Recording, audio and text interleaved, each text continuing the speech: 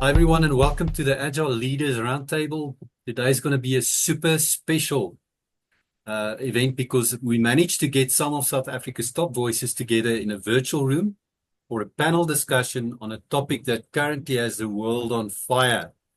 So without further ado, a hearty welcome to the highly accomplished PMO extraordinaire and powerhouse Pauline Sehlabela. Hi, Pauline.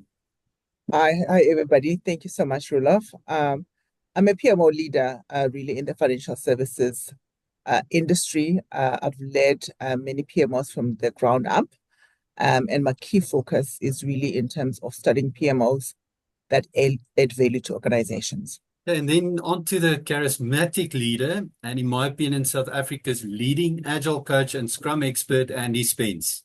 Hi, Andy. Hi, how's it going, Roelof? It's weird to think I'm a leading voice in agile coaching when I've only been in the country for about a year, but I appreciate it all the same. I've obviously been in the UK for the last 22 years before I came here, and had the privilege of speaking at the Project Leaders Conference recently. Very passionate on the topic. Been doing this for many years, so I hope I can bring just some nuggets of wisdom or anything that helps our audience here today. So yeah, absolutely thrilled to be here with you all. Thank you. Thank you, Andy. And then on to the change maven and human capital thought leader, the amazing Themba Chakela. Hi, Themba. Hi, Hi, guys. Thanks for having me. Themba Chakela, 20 years people experience, 80% of that lived on all sorts of projects, enterprise-wide change, ERP implementations, agile global projects. And I'm glad to be here. Awesome. And I'm your host, Roelof Vermeulen. You can read more about me on the profile page. But we're here today to discuss the problem with Agile in South Africa. And it's a big topic. It's internationally, I think a lot of people are stuck in this thing. Where should we go with delivery? And Agile is taking a beating. So we thought it would be good to get this diverse expert panel together, have a nice informal discussion around it, and then take it from there. So I'm going to get started with a little bit of a background on it because Agile is the transition we went through from a waterfall type of project management style. Now, waterfall project management basically started in the 1910s to 1915s. In the current view, when Henry Gantt developed the Gantt chart. And we're still using the Gantt chart. I mean, even in Agile, sometimes if you look at your Jira boards, people still use the Gantt chart. But it's been transitioning through all of these different things. And the Agile Manifesto was created in 2001. And long before that, you had methodologies like Scrum and Lean and so forth. But it was truly in 2001 when the Agile Manifesto was drafted that the world really took note of Agile. So it's been a while. I mean, it's been several years that Agile has been running through all of these things, and a lot of methodologies and different frameworks in the Agile world has come to reality. But ever since project management's been in the game, we've had no real successes, whereby we can say that our success rates are climbing up higher. I mean, that study with BCS, around 1 in 8 IT projects were considered successful. 24% of projects that gets cancelled during or before the design phase. Of them, 95% of those get cancelled during the design phase. We have so many data and information that says that we're actually going through a bit of a struggle when it comes to successful project delivery. So I think to discuss Agile a bit deeper today is important. But there's another problem as well. We have a lot of people that's on LinkedIn that's discussing the failure of Agile, and the death of Agile, and the death of Scrum Masters, and it's the end of the world for everybody. And it's kind of upsetting me. Personally, I feel it's high risk type of statements because some of these guys are worldwide regarded as leaders in the field. So a lot of decisions will be made based on what these guys are saying. And it's not really the truth. There's a lot of difficulty in making comparisons, especially if you want to do it scientifically, between the delivery rates that the waterfall type of projects did compared to Agile. These two can't be compared. And within Agile, you have different methodologies. You have Scrum, you've got all kinds of Kanban, all kinds of methodologies within the Agile umbrella. That's also functioning differently. It's not the same. You can't compare XP with Scrum scientifically and figure out which is the best. So I feel there's a lot of unfairness, a lot of incorrect statements, reckless statements made, but that's me. So it's very nice to have a group of experts around the table to discuss Agile. We've got Themba is from a change perspective, Pauline is from a PMO perspective, Andy, you're an expert. It's nice to have that diverse view and to have this discussion. So based on the introduction, Andy, I'm going to throw you under the bus. I want you to have your view, and then we take it from there. No, absolutely. Yeah, and thanks for the introduction. And I mean, listen, this problem is an interesting one.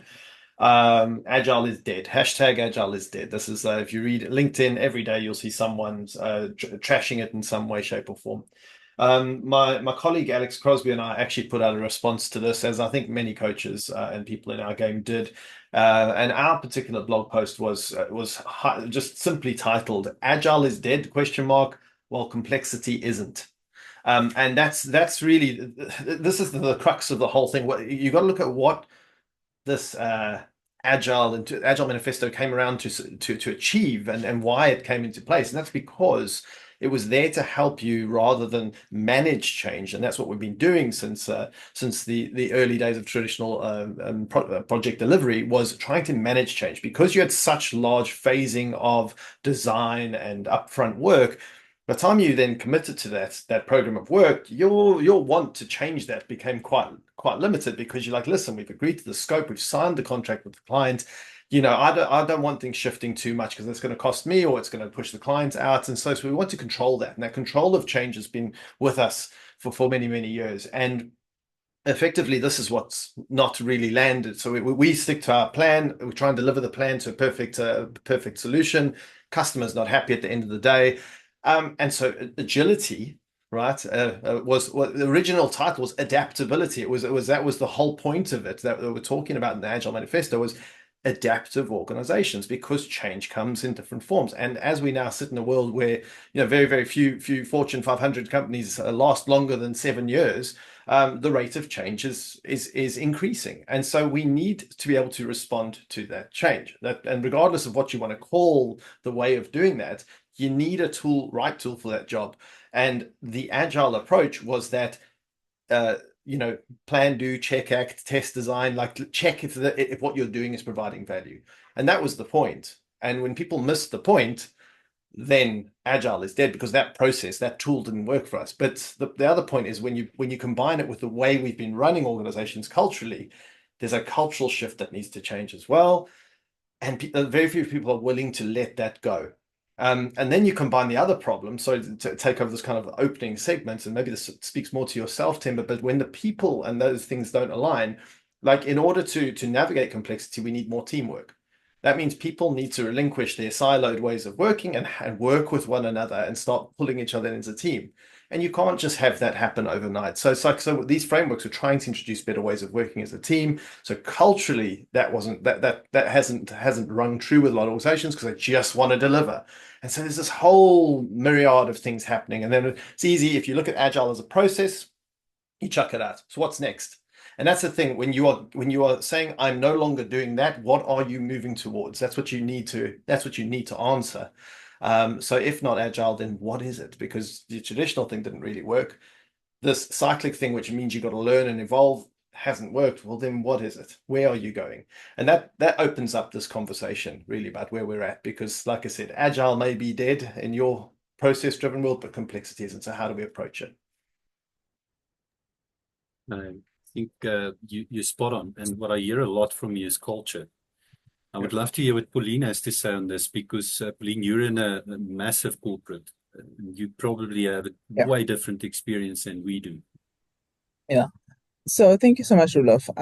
For me, when just based on my experience, just purely based on my experience and looking really around the South African landscape, I would definitely say that Agile is not dead. You need to really understand your industry, your organization. Not all organization, not all industries will succeed with Agile implementation. And you also need to understand your why. Why are we implementing Agile? I think to a large extent, when I look at some of these organizations, it's a buzzword. Everybody's doing it, so I need to do it. And it doesn't work that way. You need to look the need of the organization. Why are we implementing Agile? What do you want to benefit out of Agile? What are some of our KPIs that we want out of this methodology? So it is really about the principles and the values and really understanding in terms of the why. Why do we want to go the route of Agile?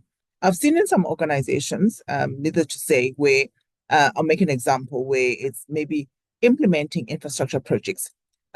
Those kind of projects, traditionally you can't really go via Agile and implement them. But I think because it's a buzzword, everybody wants to say, hey, I've implemented Agile. It's a cool thing to do. And I've also been in an organization where Agile has actually worked well because of the structure of the organization and because of the industry of the organization. I'll make an example where organizations are really becoming digital first.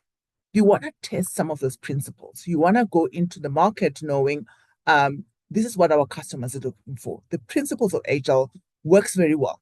And you also want to say, before I put out a product out there, I want to just test some of its features. I want to test this. And those kind of principles really support Agile very well. And those organizations, I do believe, they've been very much successful in implementing Agile. So I do think there is actually a space for both. There's a space for Agile and there's a space for waterfall. And you need to really understand your why. Why are we doing what we're doing? What is the best approach for us as an organization that we need to take in order for us to succeed in whatever we're doing? So that's my view on that. And I agree. It's something that I hear a lot now between you and Andy is the why and culture. Those are the two big things here. And it's nice to have Themba's view on this because Themba, I mean, if I listen to you and the way you do change and apply the change thing,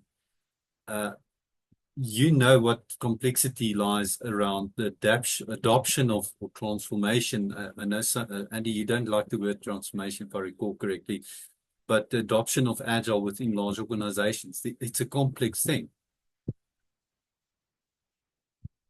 So, Themba, I would like to have your view on it. Yeah. Look, I think Agile has maybe fallen victim to itself. Right? The fact that we implement Agile for me is a problem at inception. Because you don't implement Agile. Agile is not a project. You use Agile to achieve a project outcome. So you have something that you need to get done by a certain date, and you have many routes to get there. You can choose Agile, you can choose Waterfall, you can choose Wagile if you want, or you can actually choose nothing and just get it done in a task list. So I think Agile has this branding conundrum that it's a thing unto itself. And then you first implement Agile, and then you implement the thing that you are going to use Agile for. And in spaces where I've seen this not end well is where an organization or the people in it end up confused with what they're doing. So all of a sudden you have the whole organization implementing Agile, and they forget about the projects that they're supposed to be implementing using Agile. So you spend a whole year getting, all sorts of little badges on LinkedIn and the rest, but the work that needs to get done speedily, efficiently, with the same, Helicon triple constraint of years gone by of time, cost, quality, and then you can throw in the fourth, which is people. That's what you're trying to do. So the complexity piece becomes amplified. confusion piece becomes amplified. And anything that causes you to swivel your head away from the fact that you're actually trying to get an ERP into your business so that you become more effective and efficient as an organization. As soon as you turn your head from that, you're almost missing the plot. I haven't seen, and maybe it's just because I'm young and naive, but this kind of buzz around waterfall wasn't there. There was a project management body of knowledge. It was classically aligned to waterfall, and you learned this thing, and away you went to do the cool things that projects allow you to do. And maybe the fact that agile is a evocative word on its own and comes with its own preconceptions. When I say somebody's agile, they're either really good at yoga, or they find solutions to the same problems different ways, or they just they can twist themselves into a pretzel and untwist themselves equally quickly. And there's it comes in with this misconception that it's going to be always faster, always quicker, and maybe not as rigorous as all of these things that it sounds quite liberating. We're not waterfall, we are agile. But the discipline and rigor that comes with making something complicated look simple and go quickly, I think is grossly underestimated by practitioners and people that want to unlock value and impact quite quickly. Yeah, and I think a lot of the times people have the best of intentions when they talk about agile. But for me, it's okay, I'm kind of in a stuck here because I've got very strong views on agile, and I've got very strong views around the separation between leadership, or rather management, and the guys that's doing the actual work. And I feel that enabling the people that's doing the work at the bottom is more important than methodology. It's more a case of enabling them to use the right tool for the job. That's more important. But I've got my own personal views and very strong views around that. But why would people make these harsh statements about agile in the first place? Because that's, to me, either you need some attention, that you want to be a bit of controversial, and you want people to highlight the fact that you said this, opposed to looking at factual, how are we delivering in an agile space? And for me, I remember a certain bank at which I was about 8 years ago, where we adopted agile, or rather Scrum, in the organization. It came with massive changes. The environment was changed. The offices was like taken away. You had open office space. Pauline, you think you know which bank I'm talking about. And it was this massive interruption. I remember the executives that suddenly had the secretary sit next to them in an open plan guarding their desk, because now they no longer had an office. All these massive changes, and I still don't grasp that, but Themba, you're probably listening to it and you think, okay, but Roelof, you still need to understand those things have to change as well. But for me, the change shouldn't have been that visual thing. It should have been ingrained in the culture across the organization. It's an agile mindset. It's a lifestyle. It's almost like a working lifestyle. And Andy, I see you shaking your head. How's your view on that? Because you will have these wonderful open spaces, and I remember the bean bags, and the walls get painted with this very expensive paint where we put up our stickies there. And in a corporate organization, that's not always the practical way, because tomorrow you get there and the cleaner has washed the wall and you're in all kinds of trouble because your planning is gone, opposed to having maybe a tool that you can use. But in general, there's too much that can go wrong with Agile. There's too many factors that contribute to the success of Agile. And I think just claiming Agile is there means you've explored all the possible reasons for it to fail. And there's too many factors. I don't know. What's your thoughts on that? I mean, I think that the first thing I'm hearing there, and I was also at many banks that did we call this window dressing, very expensive window dressing transformation. Now, to some, it's great because maybe some of the millennials join the business or the Gen Zers joining the business like cool beanbags, open spaces, feels more like a modern university setup than it does a corporate space. But then you've got the guys who maybe been doing this for ages in certain spaces, and they're like this, and it doesn't gel with them, but they weren't really communicated with as to why we're doing it. All this happened, and back to Pauline's why, it's just everything changed, cost the bank or whoever's doing it an enormous expense to redress the floor to make it look cool. But nothing changed. Nothing changed in the way anything was approached. Now the guy who's had a suit and tie and had his own office is now exposed on the floor, but he's still doing all the same things he did before. And it's like, great, thank you for the very expensive change. Nothing changed for me. And that window dressing of agility has always been a problem, and that's what's failing. That I hope is hashtag Agile is dead. That can be dead, right? Because if nothing's really changing in the heart, the process, the delivery, the end to end, the culture, the teamwork, those things, then there's really nothing. Then please long may that die, because that's not what it was about. There's a connection of bringing people together from all walks of life. Are you all working on the same thing? Do you understand why it's valuable? What's your vehicle for getting there? I think what Themba said about Agile's like this Agile thing, the 2001, that's not the manifesto. This way, this kind of, in fact, I'm going to pick on a word you've all used yet, methodology. That's one of the problems is it's seen as a methodology. It's not a methodology. It's not a prescribed set of a giant book of rules of how you do this thing, right? It's a set of foundations that allow you to navigate through change. And that's why I don't like the word transformation, because transformation is a methodological thing. Let's move to this methodology and all will be well again. When in itself, agility is about the ability to navigate change effectively, deliver value effectively, build the right people around the right problems effectively, do all those things whilst maintaining quality. Like these are the things that are really important. So you need to be able to build foundations that help you navigate, work through change rather than manage change.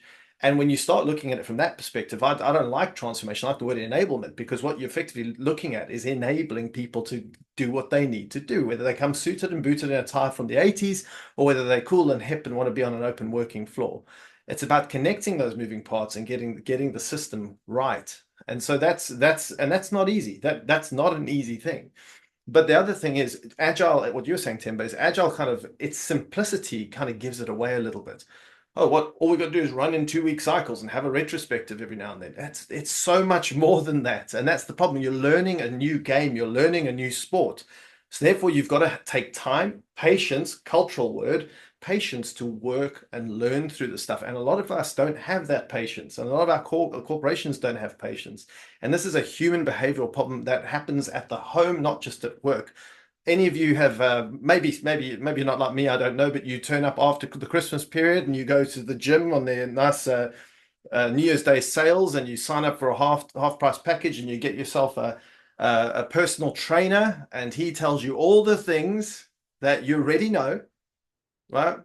Oh, eat well, exercise well, do all the things, eat more whole foods, eat less crap, eat less of this stuff. Sorry, folks, it's a family show. Apologies for the bad language, and we're all good for the first few weeks or the first month or so. We lose a bit of weight. We're like, oh, we're looking good. And then the first parties arrive. And then you're going, that personal trainer, jeez, it's getting in my way. So strict. Why is he making me take personal accountability? I want to go and drink all the drinks and do all the things. I'm going to blame him when it doesn't work. I'm going to chuck it out. I'm going to chuck the bathroom scales out and the measuring tapes out, because I want to do what I want to do. And that is a human behavioral problem that we continuously fight with. And if you look at the Agile, all these transformations over time, they are cyclic.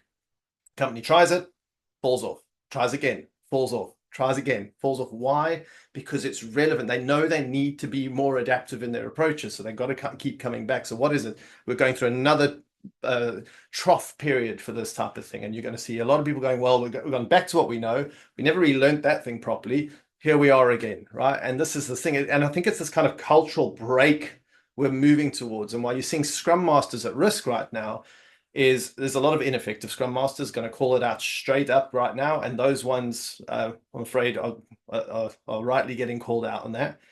And But then there's some good news in that actually some people have actually read the Scrum Guide, looked at these things as accountabilities and gone, actually, you don't have to be called a Scrum Master to take on the accountabilities of the Scrum Master. So actually people are starting to absorb that into some companies. And that's why you're seeing the Scrum Master maybe become less and less, because people are actually starting to take on some of these things and they're living them a bit more.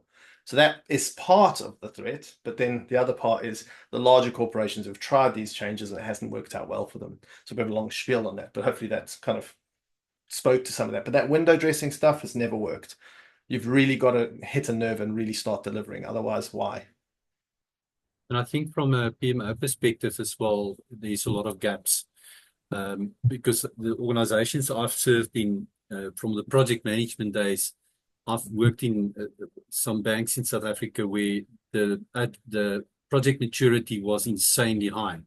I truly still to this day respect the high standards they've had. But the problem that I've got is when we transitioned into the agile space, the PMO still kept that type of governance of the old school in there.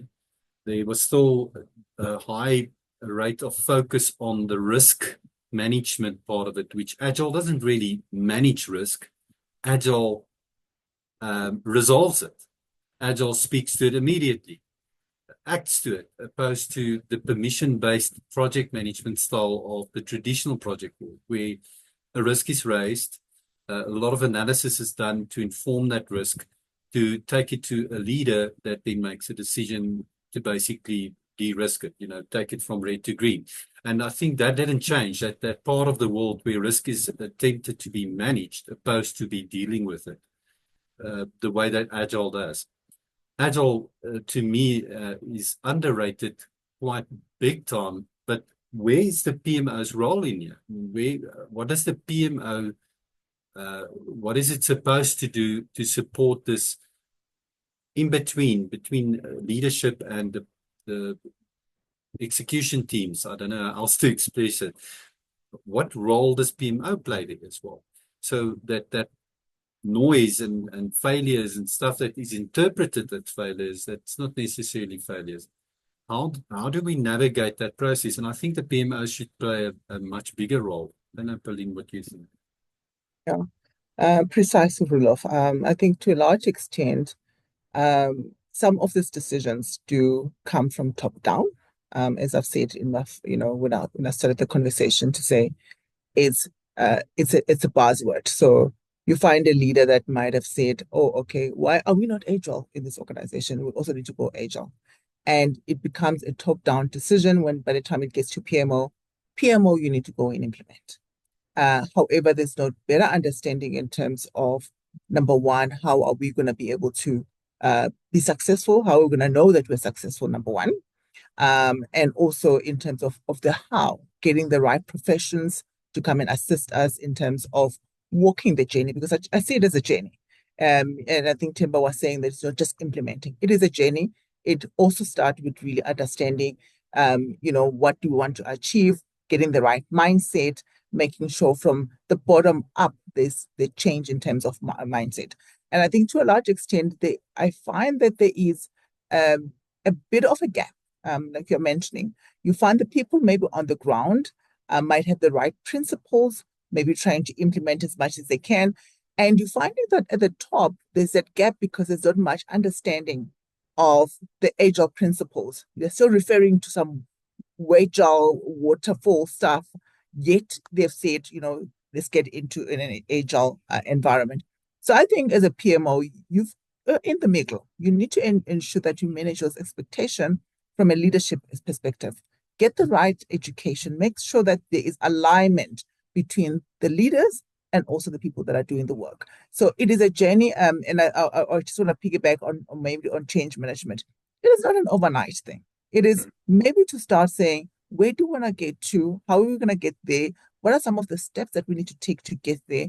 And we walk at it as a journey. And the PMO is really instrumental in making sure that that roadmap is carved, that every stakeholder is involved and has got a buy-in. And by the time we get to our delivery, or maybe to a state where we can actually look back and say, we've able to implement something that is working for our organization, and we can say yes is now a tech. We have really got to a state where everything is working accordingly. We're seeing our projects, being delivered within the speed of time. We're seeing our clients, adopting much quicker to our products in the market. But it's also really, as I said, this is start with the why, and then it's a journey that everybody in the organization walks through. It is not that window dressing that we're seeing in most organizations. I think you're on mute there, Roelof. I saw you unmuting, so is there something you want to add to that? I was just thinking, like, I mean, one of the things I often find that is poorly thought out. I'm not pointing fingers at PMO here. I'm having a think about this more broadly. Is because, and again, more to Themba's point about the simplicity of Agile is when you get leaders who go like, I want to be faster, we're a bit slow, we're a bit behind the curve. Oh, this Agile thing looks cool. It's easy, right? Like, okay, so all you do is, just put in a 2-week cycle, put these events in, stick a Scrum Master in the team, and boom, we're away to go. But actually, that's not really likely. Another thing is, it's the budget. Effectively, if you're going to transform, if you're going to change, I hate the word transformation, but if you're going to, you have to put aside. It's not just capital, it's not just money budget, it's time budget, because you have to let people, as Pauline rightly just said, learn. It's new. It's a different way of working for a lot of people, especially in more traditional organizations. Younger, leaner startups don't need this stuff. They just start this way, right? It's the older organizations or the more traditional organizations that need to play a bit of catch up, but they need time to learn. And I often find this is one of the biggest gripes that people can't get on with. They're going, but we've got all this delivery to do. It's like, well, you've got to put in capital to learn from the mistakes, that you can feed that back in, because how your organization is going to approach this stuff is different to any other organization. And that's often what I see. And then that's where the impatience starts to kick in. You hit this kind of curve. You're like, okay, yeah, I'm getting some benefits, but it's not fast enough. Or now I want to scale super quick. Right. And that's a very expensive jump. And so it's that type of thing. I think there's a mismanagement expectation, depending on the size of the organization, your movement towards creating more enabled functions or an enabled organization that can do agility may take much longer than you envisage in your head because of how simple it is. Right? It's not just now adapting to iterations. It's like it's culturally trying to evolve to getting used to this, getting into the fact of learning is actually becomes part of your DNA. Right, creating capacity so that you can deliver and learn and figure out all sorts of things. So many people miss this point, right? And that's the problem with the transformation piece, the PMO piece, and then the PMO play a big part in that. For me, I think they can come bring that different mindset, especially people who look at resource management, time management, all these things. Have you got time to learn? Have we got budget to actually teach you and train you? And then how are we going to roll that out? Because you can go big bang, never works. Doesn't work very well at all. Go and have a look everywhere, right? It's the small incremental staged and patient organizations that get this stuff over time in a much better way. So I wanted to open the floor for Themba because there's a couple of issues that's came up now, and I'm pretty sure you want to say something about it, but there's two topics that I really don't want to forget to discuss. The first one is, do organizations do maturity assessments?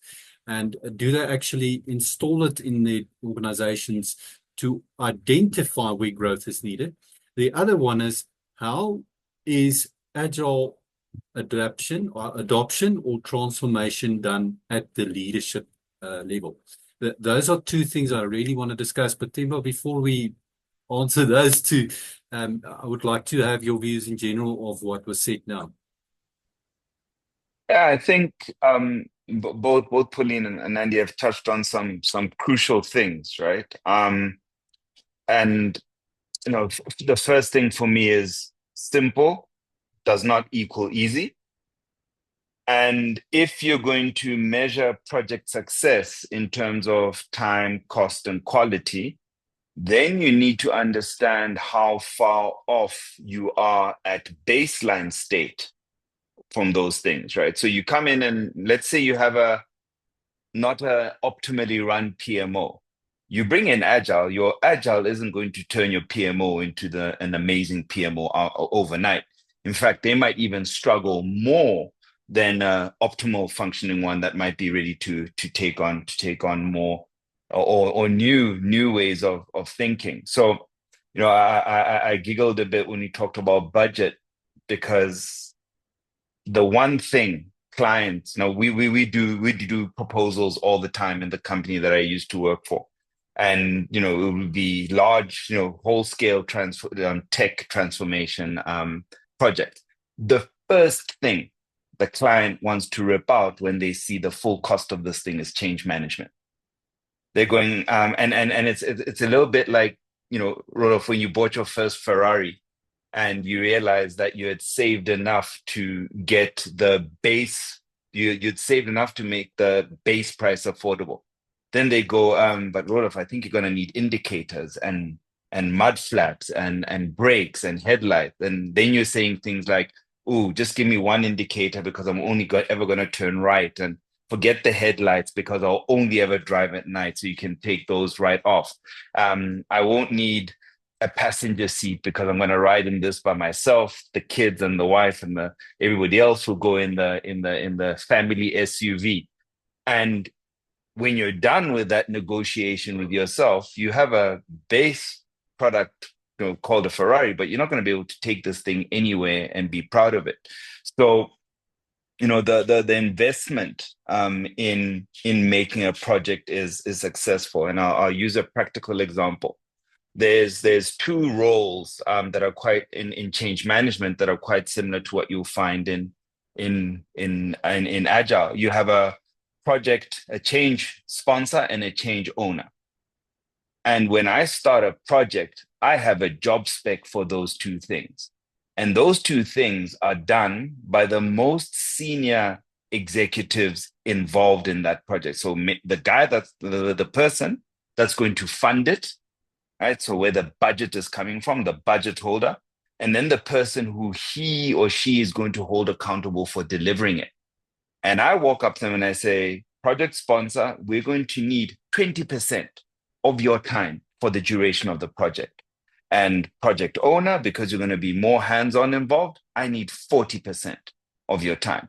Now, in executive terms, 20% is 1 day and 40% is 2 days. And my view is if you can't dedicate that time to a project that you have said is 100% critical and the number one strategic project in the business, insert the 50 other cliches. If you can't make that commitment of time, then we have a challenge. The second thing is if your budget for this project is 100K, I want 20 unequivocally off the bat dedicated to change. And they go, what for? And I'm like, well, the change is not going to be free. You're going to do interventions and run things alongside the project that are going to cost money. And I guarantee, my flip side guarantee is that if you give me 20K, I'll give you another 80K worth of value and it all zeroes out in the end because you want your project to be successful. But the fact that you have to lobby and negotiate before you even hit day one on your project plan is a challenge because you're often not negotiating about the successful outcomes of the project. You're having a conversation with somebody saying, how much less can I pay to get the thing that I want? And then you're stuck in this slow swirl of death. And then you have your first stand-up meeting or your first PI planning or your Scrum Master asks your business analyst to do some weird things that they haven't done before. And the thing comes crashing down. And I think one of the things that I've noticed through the years of project management is every time I presented a business case with change management added to it in the region of 7% of the project cost, eyebrows gets raised and they want to ask why. And then when the project exceeds the cost because there was no change management, then it's the fault of the PM. It's just a case of it's never their fault. But the problem that I've got with it is change management takes everybody on a journey, not just the end recipient of the product that's delivered. It's also a key role in the team itself to look after the well-being of the team, supports the leadership of that team, as well as the leadership of the organization to make them constantly aware of the wonderful successes that the team has achieved. And it's just a key, it's not something that should be taken away. And it brings me back to the two questions I want to ask you, Themba, because the big thing for me when it comes to agile adoption in organizations is how does the leadership get into this? And I want to hear what Pauline and Andy has to say about it as well. But from a change management perspective, my approach would be the first stop is transform the leadership. Move them into a space where they understand what's happening. Yeah. And I would agree.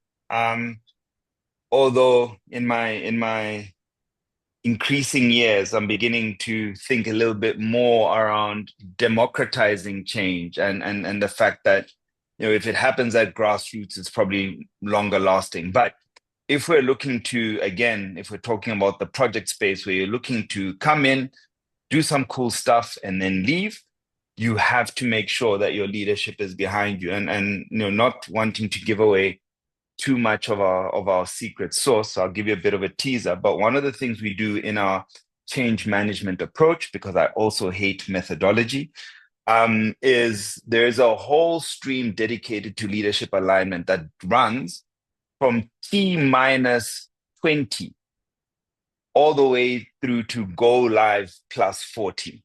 That's focused on the executive team. And not to belabor the whole thing, but the first thing I do is I walk into an exco and I'll say, guys, ladies and gentlemen, this is the most important project in your business. And everybody goes, yes. And then you say, look, this is what we're trying to get out of it. Does everybody agreed? And everybody goes, yes. And then I say, in the next week, I just want to have a one-on-one with you just to further plumb some, look at this a little bit more in depth. And all I do is I have 10 questions that are identical. And I ask the 10 executives around the table those same 10 questions. Then I come in on the following week and I do my best Dexter impression because I've now plotted their responses on a matrix. And never have I found a tight cluster around the center on any project that I've been on. It's all over here.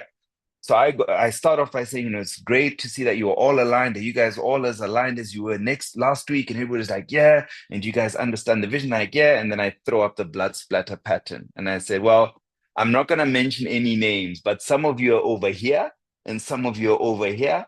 And one of you is over here. And it's pretty obvious that it's the CEO who wants the project. But we have very distributed ways of thinking about this. And I group them into head, heart, and hand. And then the rest of the project we spend making sure that we're moving those closer to the center, because it's impossible to ask a leadership team to lead if they're fragmented. So that's what we spend the project kickoff 20 days before. I say I want to come in a month ahead of time, so that by the time we do the go live party or the kickoff party, they're all singing from the same hymn sheet, saying the same things. And then during the project, we maintain that cadence in that time that I contracted from all of them upfront. So I would have a meeting on a Friday with all the related leadership stakeholders to say, here's what I'd like you to do, say, and think next week relating to this project. I mean, you have your normal job, but when it comes to this project, I need you to say this to at least 6 people. And on Friday, when I check in, I'm going to say, Roelof, which 6 people did you say this thing to? And you can lie to me once, because I will go find those 6 people in your organization and ask them, what did Roelof say when, about this to you last week? And very quickly they catch on. And then soon it becomes, we better get Chucky's stuff done before Friday. And it's like Thursday afternoon and they're phoning 4 people to work through their scripts. But you can't let leadership abdicate the change to anyone. And you have to recognize that as awesome and as executive-y as they are, they need help. They actually want help. And more than anything else, they appreciate it if you're guiding them towards a successful outcome. Yeah, and I think executives' lives consist out of probably one of the most stressful working environments. Having worked with them quite a lot, I do not want to trade places. The amount of stress. And loneliest. Yes. And yeah. Nobody advised them. Nobody can really, and asking for consult. can be seen as a weakness in some cases. Oh, there's a lot of dimensions to it, but the point is, as you say, alone.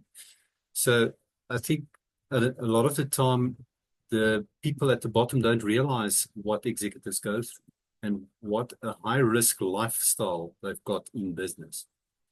And it's all about that risk that they're going through. And I think a problem I've got with old SDLC type project methodologies is that it increases a lot of the risk on the executives, opposed to where Agile gives the executive the freedom to get that input from the team of experts that they employ, and also a transparent view that gives them an informed decision, not a perception managed decision, which they can then make. Because a lot of the old way of reporting had massaged reporting and a lot of perception being put in there, opposed to where Agile goes, where things are more transparent.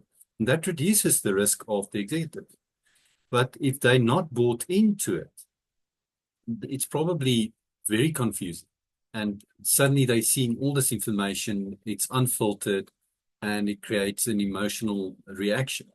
So there's a lot of change that needs to happen at the top. And I think as people that implement that Agile change in organizations, it's a responsibility to take the leadership with. It's not a us and them thing. In fact, they are the most important people in this whole transition, and they have to be part of it to make it a success. And if you think you're going to implement it bottoms up without their buying, it's not going to work. So I think that to me is a big deal. Something I don't understand, though, is what the role of the PMO is in terms of this whole thing. Because the PMO is basically implementing that governance layer that translates Agile to something that the market can understand. Because eventually, if I as an executive have to do a press release, the economists out there that's keeping our share price strong, they have to hear things that make sense to them. And often their science is still not linked to the Agile terminology. So I think the PMO plays a very important role in navigating this towards the executive and translating it in something that's consumable, but not damaging to the organization. So I don't know exactly how that works. Yeah, I do want to come in here, Roelof. I think I just want to firstly maybe comment more on the change management aspect of it, and then coming into the PMO aspect of it. I like what Themba was really talking about, walking the journey with everybody is not a once-off kind of communication. It is a journey. You need commitment from this executive. But I also wanted just to mention the fact that it's also about having the great sponsorship. Without that sponsor, that owner, and I think it links very well to your PMO. So having that owner that will be that advocate, that will be able to open those doors, that will be able to take out those obstacles on the way is quite critical, because without that sponsor, we know, even in project management, it fails. So you need that strong sponsorship to make this work. That will be also advocating back to executive, making sure that the story is being told well, making me able to ensure that, the journey is also well understood to the rest of the other executives. So the role of the PMO, in my view, having obviously seen that you've got your sponsor, there's this ownership. And that ownership, I really believe, it lies within the PMO, who is going to be able to put in the right governance, who's going to be able to take the accountability in terms of saying, us as an organization, we want this type of Agile in our environment, and this is what is going to work well for our environment. But I believe that, obviously from a PMO perspective, they can't do it on their own. And in most instances where you find that where there is that change that is coming around Agile, they are not the expert. Some of them have not even gone through an Agile, roadmap before. So there is that need to have that consultation, those specialities coming in to assist the PMO to walk the journey, because that is where I think to a large extent a lot of the governance would lie in, a lot of ownership would lie in, and say, even where do we start? Do we just want to start with a piece of our projects? Not everything needs to be agile. So they know that very well in terms of where the organization is going. What are some of the best decisions to implement for the organization, and also just advocating back to those executives. So I believe that obviously from a PMO perspective, they need to own the process, but they also in turn need to have a very strong sponsorship that will help advocate for this change. So it's a win-win situation as well. Andy? I'm gonna push back a little here, Pauline, and I'm a little worried when we say the PMO should own the change, right? Because if we go to a traditional organization where a lot of the governance and process of the organization is owned and operated by the PMO, and then they are the ones in charge of changing themselves, that's where I've often seen a lot of falling down. And the problem is, if you look at a traditional organization, when you look at the layers inside a PMO in a traditional organization, you've got managers to manage managers to manage managers to manage managers to manage managers. You've got process and governance and legacy process that needs management that have roles associated with some of this legacy process. And one of the big sticking points when you've got a very highly orchestrated PMO running the show is when agile ways of working come in, they shine a light on a lot of legacy process, which also means shining a light on a lot of maybe legacy roles to keep those processes up and running. And you're saying to the PMO, right, you're in control of the process. And one of the worst things they go, we've just seen a lot of inefficiency in our own PMO. We're going to have to do some cleaning, house cleaning, and that's never fun for anyone. And it's I'm not advocating that's what you should do, but it often is the case.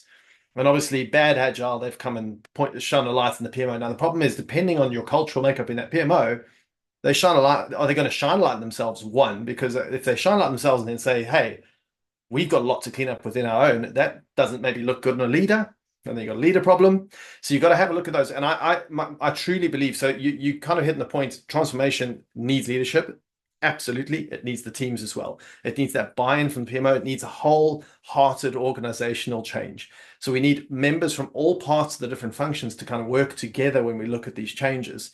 And so PMO definitely plays a big part in that, but who owns that? Now, the problem is if the PMO owns it, they're going to then say, these are the changes we're comfortable with, and these are the ones we're not comfortable with. And I've seen, unfortunately, I've been at organizations recently where we've got 6, 7 layers of management before you get to a person with their hands on code or hands on the work that they're doing. And very simply, one of the first changes that immediately brought some gains was get one person that knows what they need from the product, connect them to the people that know how to get that thing done. Wow, we just revolutionized process overnight, right? Like that, it's that quickly. And then you've got a bunch of people that were part of the PMO part of that and going, what's my role in this? And you're going, got an uncomfortable conversation to have with you because we didn't really need you for that. But now there's an important thing to have a look at, say, okay, so where can we repurpose people? Where can we bring people back into the organization? How can you play a different role? And I think the PMO needs to think about that. How do you play a different role in the organization? How are you going to change? But you need wholehearted leaders that are willing to do that. So just that's my kind of rebuttal on letting the PMO own that. I don't know if I would be an advocate of that, but I certainly think you need someone. I like what Themba's saying is there's a change sponsor, a change owner. You build a team around that's going to bring some of that. And I think members of each of those departments to work with each other is a nice way to look at that, bringing leadership. And then one more small part I'd say, Roelof, is who is the person that's the sponsor? One thing I've seen a lot of these large organizations that don't win when it comes to trying to get this transformation or this enablement put in is when you've got an accountable executive who pushes it down so far that the person actually who's the change sponsor doesn't actually have a lot of sway or ability to make things move. They've got buy-in. Yeah, they're told you got to be agile. But the person actually who's got the sponsorship or who owns the keys to the sponsorship doesn't actually have the decision-making power. And we don't then see any inertia, and it's like, hey, why didn't you do what I asked you to do? So well, actually, we needed you, leader, that could move the mountains, move the impediments, and that's something I think to just think about that as well when you're thinking about wholehearted organizational change. I think what I heard when Pauline spoke was the PMOs are often excluded from this whole agile journey. That and can't, they don't that can't. have expertise that's really advising them on how to navigate through this. And it's something that Pauline said I really can relate to. Yeah, I hear you. For example, who's creating the reporting to the old-fashioned finance guys? Okay. Absolutely. Huge problem in agile adoption is finance. The way that financials is managed and the funding is released is a totally different model from the old way to the new. And I think the PMOs are burdened with that responsibility, and Yes. nobody's really looking after their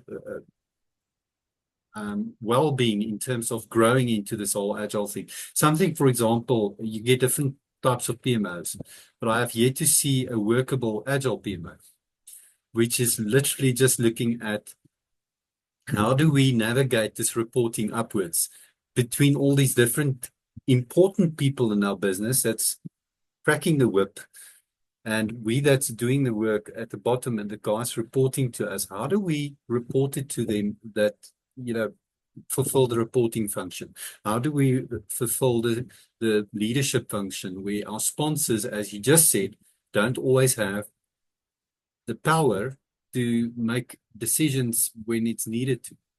They're also just given like a label around the neck, you're a sponsor, but they're not the real one because the real one is too busy. But you hit the nail on the head kind of for me there, is that you've said, well, the responsibility is for them to report to finance. And I'd go one step further and go, then bring finance to the party. Like can we get someone there that can come and work on this reporting requirement? Good luck with that. Well, say we're doing that, right? And that's really important. And that's when you think about your change sponsor and you think about your change owner, and they're thinking about a value stream or program work that's going to bring value. You're not doing wholesale organizational change. You are doing incremental change, and that is lower cost. So all you leaders out there, that's lower cost. When you look at incremental change in your organization, run a small experiment. Look at an area you want to improve on and get some value on. Get that right. Look at all the parties. Bring the PMO that are going to be affected by that. Bring them on board. Bring the finance people that are involved. Bring the legal. Bring your audit. Bring your compliance. Bring them all together and work with them as you run through this smaller scale experiment rather than wholesale. And therefore you can bring one or two. And and then you do see some change because those finance people then take some of their learnings back to their finance department. Hey, what are some processes we could change there?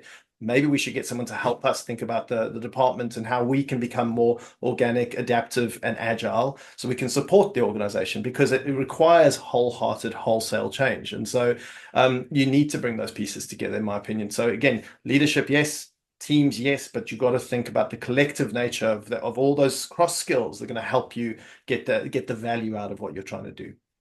Pauline, anything from your side? I definitely just taking the last bit of what Andy was saying.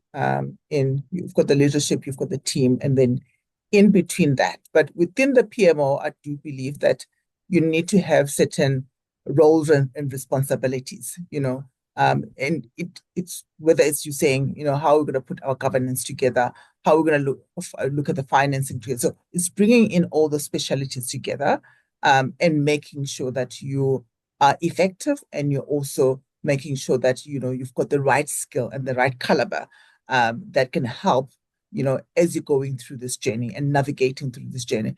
I don't think it's all sitting in one person and that one person needs to have all the answers.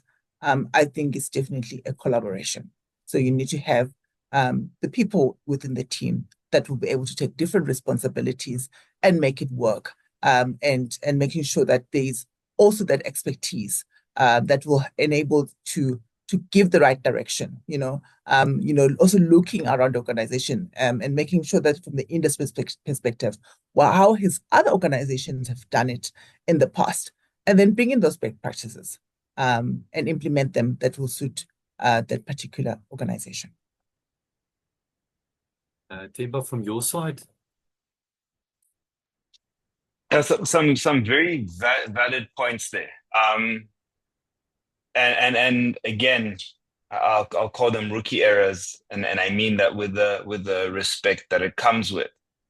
A rookie error is assuming that your project team is separate from the change that they're trying to implement. And it's a common rookie error. So again, not doing a shameless punt. But when people ask me, Themba, why is there a project team stream in your change management plan? I'm going, well, you expect these people to change the organization, but you don't expect them to change? How is this going to work? And then they're like, oh, okay, no, keep them on. Like this is in that negotiation where they're trying to get one tail light removed, and we don't need a hoot out, shout out the window. So that for me is the first thing. The second is I never understood this until I lived it. So a 189 is an HR process. It's retrenchment. And I, having been an HR professional for a big part of my life, I had run a couple of those processes in my career. And it's an emotional one. It's a procedural one. Like it's dictated how you should develop this thing by law. The time I realized that how project management teams and PMOs must feel was when I was running the process and HR was part of the process. And there's nothing more conflicting than when you write your own retrenchment letter, right? Because you are the head of HR, but you're also retrenching HR, and the head of HR is not safe in this instance. So he gets the same letter that everybody else does. And we got to this point, and I'm sitting there doing the letters, right? Boom, boom, boom, boom, boom, boom, boom. Then my name comes up on a spreadsheet, and I'm like, holy smokes, I have to do my own letter. Like, why hadn't I thought about this from a change management perspective? And I call my boss, and I'm like, well, I don't know if I should write this for myself or if you should write it, and do I sign it? And who counsels me? I'm busy counseling 50 other people at my executive level. Do you counsel me? But you're my boss, so you can't counsel me. Like, where is an HR person? And it went into this whole thing, right? But from a PMO perspective, for me, that's absolutely it. We often forget that they are custodians, curators of the process. They are the drivers of the process. Finance, you talk about making finance, changing finance, and you say good luck. That's only funny if you're not part of a PMO that has to change finance. And it points to the things like we want to become.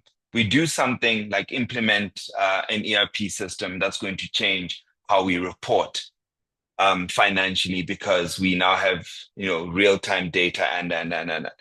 But finance still wants their monthly reports in a certain format, and PMO, because earlier in the project they cancelled change management, now has to explain to a CFO who's been there for 30 years how he or she should pull this report their damn selves. And no, it won't be printed for them by their PA. It's actually not printable, because one of the indicators of success for this project was that printing is locked. But again, you didn't have change management, so nobody was told. So now you can only view the report on a screen. And then he wants to scribble notes, right, for action but he can't scribble notes on it. So then the organization goes and buys iPads for all executives, so that they can use a little pen to write notes on their reports, but then they don't know how to export it. And then the iPads end up moving back down to less senior management. I'm being a bit facetious, but the change impact analysis has to, and this is something, again, I catch strays for often. I take the tea lady and I take the CEO and I look at every single role in between and go, what's the possible impact of implementing SAP on everybody there? And my first pass is a quick fly through, right? Very agile, with my best guess based on my experience. Okay, there's a technology change, there's a process change, there's a role change, boom, boom, boom, boom, boom. And then I spend T-20 all the way up until maybe a month into the project refining this thing. So now I know that Pauline, who heads up the PMO, is going to have change come at her from a process perspective, a data perspective, a knowledge perspective, and the people perspective, because this thing is going to be so efficient that you only need 3 people in the PMO, not 20. And we've done the same analysis for the other roles. And so then when we go into this thing, we have a clear view of what the change looks like, and we can start shooting it down and taking shots at it before go live, because when you get to go live, it's too late. You want everybody to have worked these things out of their system. That's how I measure buy-in. And ownership, which can only happen after you've played with the final product, happens when Andy says to you, listen, Roelof, I know you've been here for a long time and I know you love Excel, but this thing we implemented is actually better than Excel. No consultant, no PMO, just peer-to-peer guidance and communication. That's when you've won. Not when you've done all the rituals and done all the artifacts that Agile says, or hit all the milestones that Waterfall dictates. The thing you're trying to do has to remain the main thing. And I think as we enter this new AI world, all of these things will become more and more important. Where I'm coming from is AI is definitely going to impact the way we work. It's going to make things a lot faster and much more reliable. But especially something like keep hallucinations aside. I'm with you, Tim, but it's going to make it more reliable in terms of where you need specific disciplines, like a business analyst role, to support you in that discipline, because there's reference data, it can be accurate. But the point I'm making is your PMO role especially will change in terms of how it assists Agile. For example, a Scrum Master that's always playing the role of a servant leader will probably now become more like a chameleon leader, a person that can navigate between the leadership requirements to support his team, and he needs to understand what he's doing. Because in some cases, just being a nice servant leader is not going to work for you if you have to discipline your team, because your team needs discipline as well installed. But also navigating it through to your PMO, where they also need to serve and make sure that the teams are enabled, but also have a whip in case the team is misbehaving. There's a responsibility of money. You're dealing with somebody else's money. You need to be responsible as well. So you can open this up. It's like a Pandora's box that you're opening up. But to cut to what I'm trying to say is AI is going to fast track everything to such a degree that you're going to be faster in innovation, faster in coding, and so forth and so forth. A lot of things are going to move faster. We cannot afford to play in fixed methodologies anymore. It's going to be about the outcome.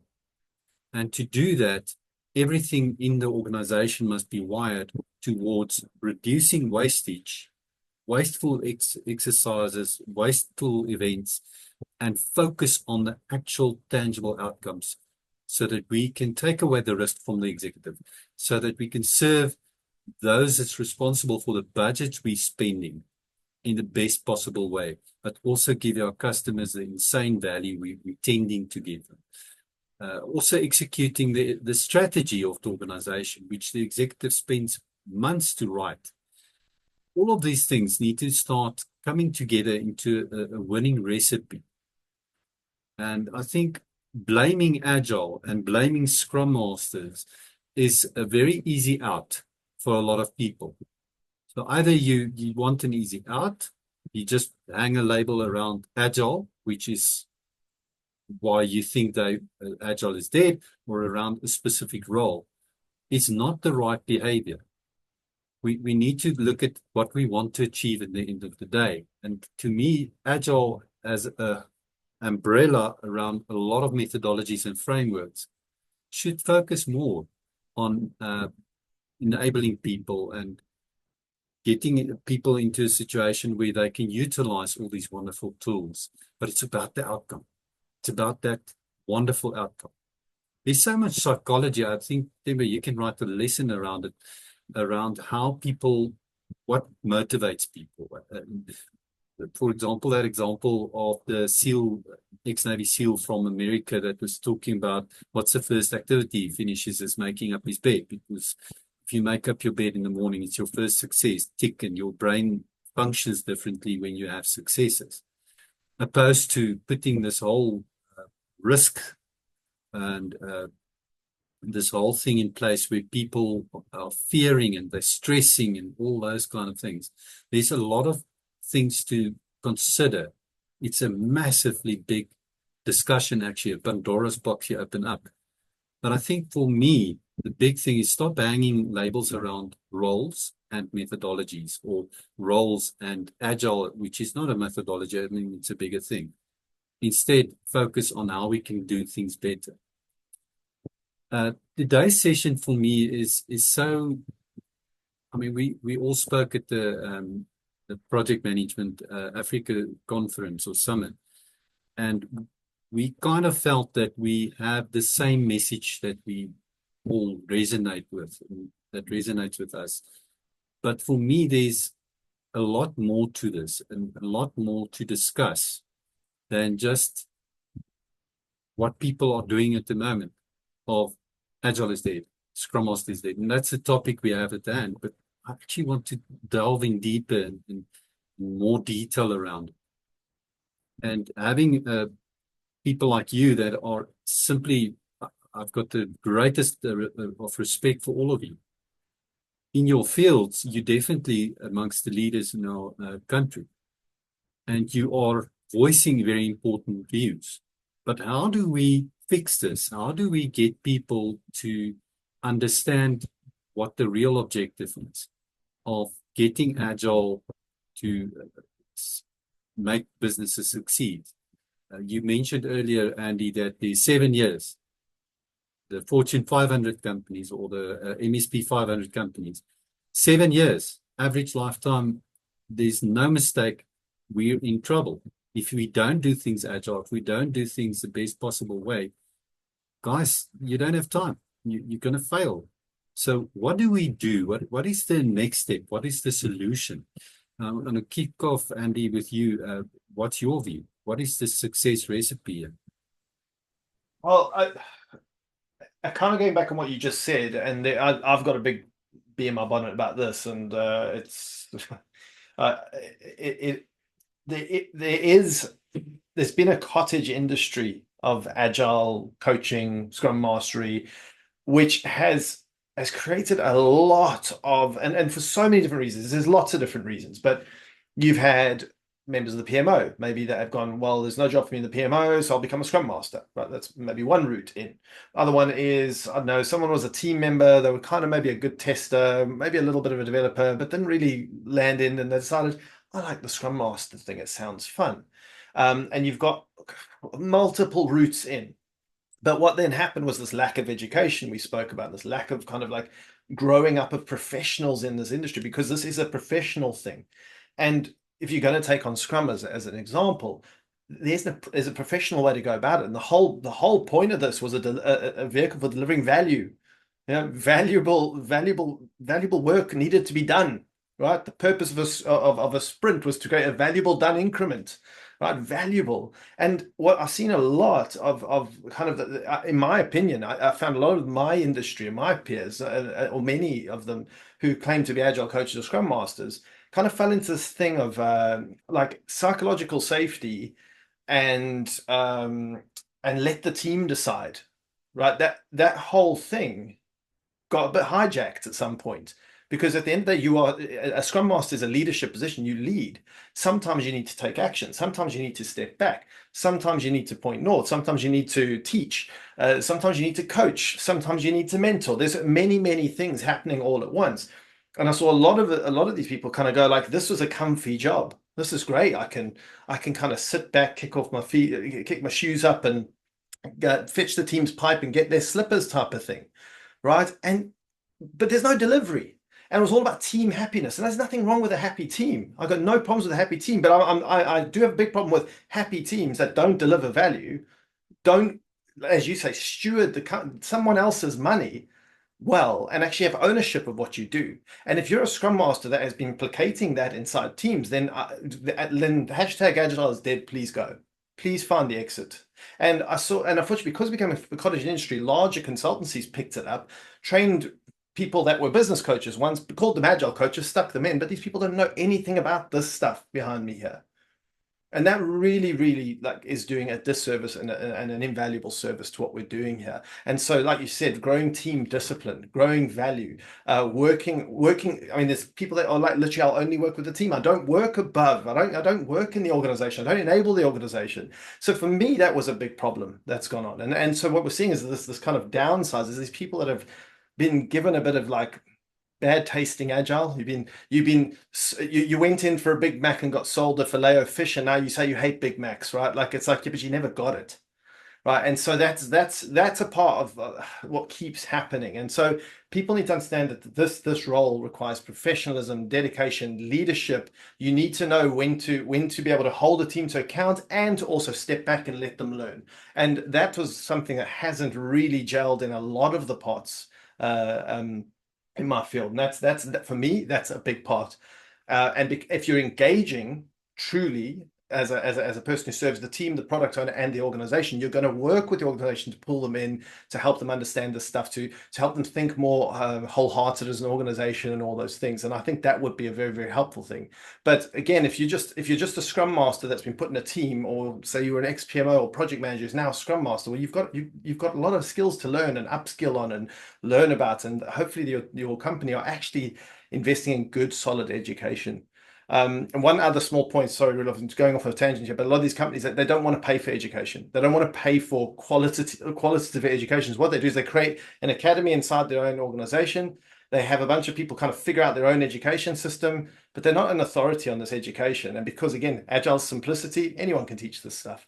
And you kind of get this type of stuff, and very few organizations with professional training curriculum allow that to really happen. So you will get what you pay for, folks, and you need to invest in this as a real transformative and professional endeavor.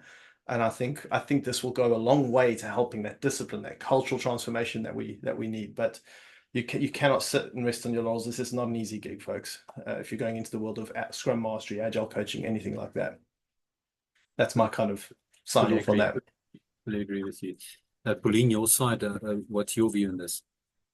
Yes, thank you very much. So my view on it is really around the fact that change is here, and here is to stay. We've got the AI coming. We've got constantly changing as PMOs, and we need to adapt. Whether we're looking in terms of the agile ways of work, it's part and parcel of change. So to make it really work, to change that narrative from Agile is dead, I think we have really spoken about it intensively throughout this afternoon, to say that it's quite important to really at the forefront of everything. I think Themba has mentioned this. Change management is back. We need to really shift our thinking. We need to shift our mindset. We need to ensure that we're getting the right education about Agile. We also need to understand, I think from an organization perspective, why we're doing what we're doing. We also need to understand in terms of what does good look like for us. Are we just doing the thing for the sake of doing things?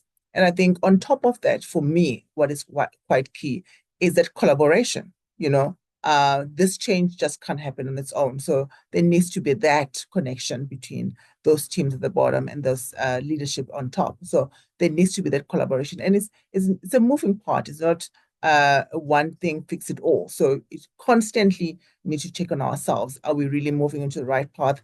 And really having those KPIs as our true north to say, are we really getting to where we need to go to? But it's not a thing of saying we are done. It's not working. It is definitely working. We need to just go back and say to ourselves what is working and what is not working, and fix that. Awesome, thanks, Pauline. Themba, from your side. Yeah, I think let's do the damn thing that the thing says we should do. Like, it's there. It's like 5 beautiful letters that says, Agile. I watched that Simone Biles documentary, Scary Rabbit Hole, like 10 minutes, and then you're like on episode 8 before you know it. But you look at gymnasts, right? Like, again, the most agile, or one of the most agile people on the planet. Like, they practice to make a triple pirouette vault look easy. They wake up in the morning, they twist an ankle in the afternoon, they ice that thing down, they're back on the mat at 4:15 that afternoon, doing the same thing over and over again. And you might have seen me leak emotion a little bit when you spoke about the chameleon thing. And it depends on how you look at a chameleon. Like, it either shifts colors to change its environment, or it's one of those things that's always a chameleon, regardless of where you put it. And I think that that's where the power lies. We have to get comfortable with the fact that we're not necessarily made to be apex predators in many, many things. We have to be comfortable with maybe being the expert in 1 or 2 or 3 things and understanding how to unlock value. So it's the same thing that goes for the South African economy, it's the same thing that goes for our careers. You have to be able to produce something to be of value. You can't just know stuff anymore. You can't just know Agile. And Andy, I smiled when you spoke about the people that have created these cushy homes for themselves by being experts at Agile, and they can train people and they hand out fidget spinners in the classroom, but they have not delivered a project. Let's not even call it an Agile project. They have not delivered a project. They have not delivered an outcome on the back of the approach that they've chosen. And for me, that cottage industry that you speak about is maybe the same thing that plagues our transformation space in terms of triple BE. There's a whole industry that's grown around compliance. And I'm going, no, man, we can't grow the industry around compliance. We should grow the industry around transformation and true transformation, right? Like agitating for those things that the spirit of the codes maybe says. And the same thing for Agile. I took the Agile Manifesto when I joined my previous company. I took the Agile Manifesto and replaced everything I could to make it a people manifesto. My HR strategy for that business was 4 lines: people ahead of process, impact ahead of policy. And everybody thought this thing was like revolutionary. And I then had to put the Agile Manifesto and my people manifesto next to each other because I can't take credit for it. And say, but you can do this for PMO, you can do this for finance, you can do this for business analysis. The concepts are so simple, but the power in HR, putting people ahead of process when you have a whole discipline dedicated to policy, process, and procedure. How do you make that feel like magic? And I'm looping back to my favorite point right now, and the thing that keeps me really excited is the best thing we could probably do is become better at becoming responsive. And the responses that we give are the optimal ones. So, if I am faced with a situation where I have to pivot quickly, the best way for me to pivot quickly is if I'm really on top of my stuff. Like, that's when I can pivot. That's when you can remix Beethoven on the fly. You've learned how to play Beethoven first, and you see that the crowd isn't responding to Beethoven, so you try to move it to Dollar Brand. But you have to know how to play those 2 types of music.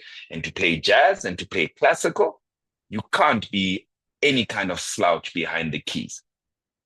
And that's for me what I would take into this conversation. If we can become more responsive in our areas of expertise and stop fighting the change and understanding how do we pivot, then we're good. And it's the kind of thing that I try to teach my kids. Like, fixed positions and zero-sum opinions and those things are probably a thing of the past. You spoke about how AI is going to make everything faster. You're right, but it's going to make everything faster in the opposite direction too. I can make a mistake so much quicker now based on AI. I can ask AI, is Agile dead? and not do all of those things we're told. I haven't primed the AI. I haven't introduced myself and asked it how it's doing, and then said, I'm going to talk to you now about Agile. And I take the first question and I take it to Exco, because I'm actually walking into Exco now and they're going to ask me about AI's impact on Agile. And I just spit that thing out. And then my whole Exco buys it. And then my CEO is playing golf with the CEO who knows a little bit more about this thing. And he gets laughed at on the golf course. I get the call on Sunday going, Themba, like, you know nothing about Agile, do you? But Andy said you just gave an AI response. Is it true? Now here's a moment of truth. Do I say, yes, boss, I was under pressure? Or do I double down? I do what the human condition does. And all of those people with fake degrees and doctorates out there, what do? Double down. No, you didn't check properly, or that guy probably doesn't know what he's talking about. He's not as smart as you. And that's where this thing dies. So if we focus on value, on impact, understanding what we're doing, and then pivoting to what is actually asked for. Because we don't want to end up being a chocolate making factory that makes really, really good chocolate technically, but the kids aren't buying it because it tastes like rubbish when it hits the shelf. Such a nice analogy. So I think it's a good way of ending the discussion. I'm not sure if there's anything else you would like to say, but I've got something I just want to add about AI, because it might be interpreted that I think AI is everything. I don't want to mention the company name, but I recently read of the CEO that was talking about his European company that's reducing headcount because of AI. So they've implemented AI, etc. And I think from my personal perspective, you need experts to work with AI to ensure they're not led onto the wrong path. For companies to get rid of their experts is high risk way of implementing AI. So just to make it clear, it's actually a topic of its own. It's a whole discussion of its own. But personally, I do not believe it's wise to reduce staff because of AI. You want to retain that expertise. Expertise brings with it the knowledge of how to write that AI prompt that gives you the correct output, but you also have the necessary knowledge and skill to review that output and actually filter out any nonsense that's in there. So just to make sure that there's no misunderstanding, it's always difficult to say something but not really talk about that specific topic. You might miss it. The very important thing that I've picked up from today is that there's a lot of things that we need to put in place to make sure that our organizations that's currently on Agile don't move off track. And I think one of the things that I'm also picking up is the role of the Agile coach is, in my opinion, way understated. We need those Agile coaches, but I'm talking about experienced Agile coaches to help organizations to improve the way that they're working in terms of Agile. But I also think that organizations that hear these voices around Agile is dead, Scrum Masters is dead, the function, the role, they should open up their minds around the fact that the people that's speaking those words might be wrong. Maybe there's something else we need to do to fix the whole thing and get Agile to perform better in organizations. Because the reason those topics are brought up is there's a lot of people that's battling, that's not succeeding. I wanted to talk about SAFe. I decided maybe it's not fair. But I think SAFe has contributed a massive amount around this perception that Agile is failing. Personally, I think SAFe is a discussion that will open a whole big explosion. And I've got, as a certified SAFe Agilist, it's kind of me stabbing them in the back. But I do feel there's a lot of context there that's missing. We can't talk about it unless we open up a 2-hour discussion around that topic. And I would love to have someone that's expert in SAFe on that call. Personally, I think there's a lot of confusion around Agile, what is Agile, what is not, and so forth the moment you open the SAFE topic. But the reality is, a lot of the organizations I know in South Africa has adopted SAFE. So SAFE is a topic that we need to discuss if you want to take it further. For me, this discussion was about Agile in terms of Scrum, in terms of Agile methodologies. I've done TDD, XP, etc. All of those type of things where you've got an Agile mindset and culture. That was more for me. That was more for me the topic we needed to discuss today. I want to open the floor one final time, guys, and then we can finalize this. Pauline? Yeah, so I think you were just talking about this various topics. I think one topic I feel is quite important, especially around the PMO, is how it will be impacted by AI. So I think it's a topic that I would like to put on the floor, to discuss, and just get experts around that, because I don't think it's being spoken enough in terms of how does the future of PMO look like? What are some of the core skills and things that we need to be doing to retain our resources? It doesn't mean that because there is AI, we need to be getting rid of our resources. So I think there's a lot more that we can talk about that, and really start shaping it in South Africa in terms of how do we see the future of our PMO with AI, in the midst of it. Thank you, Pauline. All right, guys, thank you very much. It's been a long discussion. I enjoyed this a lot. Themba, Andy, Pauline, you guys are insanely next level. And it was an incredible honor to have you all in the same virtual room at the same time having this discussion. Thank you so much for your time and the value that you've given us. Thank you.